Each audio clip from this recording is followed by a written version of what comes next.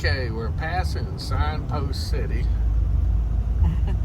Yeah, we stopped there again, and it was a great place to stop and take a little pit stop for lunch and walk the dogs. I enjoyed seeing all those signs, and some of those signs have been there for a long time.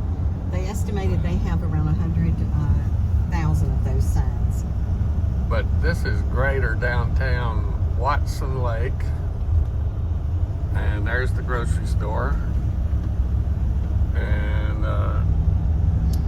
there's lots of motels along the Alaskan Highway because a lot of people drive it, and especially truck drivers.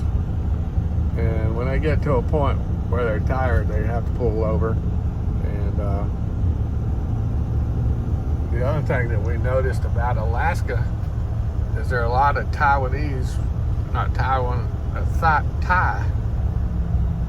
Not Thai restaurants. There's a lot of Not Thai. Taiwan, but Thai. There's a lot of Thai restaurants up here. Yeah. And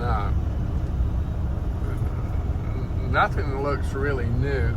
Everything looks pretty well aged, but other than the traffic coming through, that's about all they have up here. And a lot, as we were traveling yesterday and today, there's a lot of businesses that have closed. Yeah. The 70 sign doesn't mean 70 mile an hour, by the way. In Canada, it means 70 clicks, which is, I think, 42 mile an hour, if I did my math right. I posted on Facebook one sign that said maximum 100. It didn't say clicks or miles. It just said maximum 100. So I thought that was a little funny. And they do have lots of weight stations up here. There's a sign. There's 1 and 2 clicks. And I don't know what they do if trucks overloaded or not, but maybe fine them. Lots of rules and regulations in Canada that they didn't used to have, and that we don't have in America. Canada has gone about as far to the left as you can go, governmentally speaking.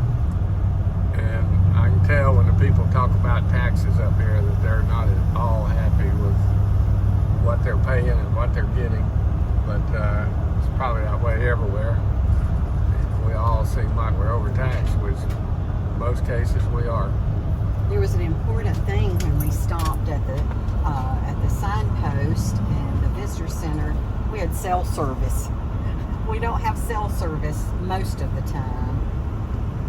Yeah, I'm guessing within another mile or two here, we'll go into another, and that Air Force Lodge is not ran by the Air Force.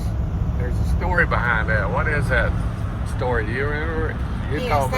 That was actually a way station, sort of like a roadhouse at one time, and the logs were reused for the Air Force Lodge. But the reason it called that Air Force Lodge is, didn't there used to be an airfield there when they were supplying the... Yes, and there was I believe a colonel or something that they that stayed there with the officers, so it kind of kept the name Air Force Lodge because of that. But the logs are actually well over 100 years old. Yeah. Yeah, when they were building this road up through here, they had airstrips all along the way to, I guess there's one of the 100 mile an hour signs.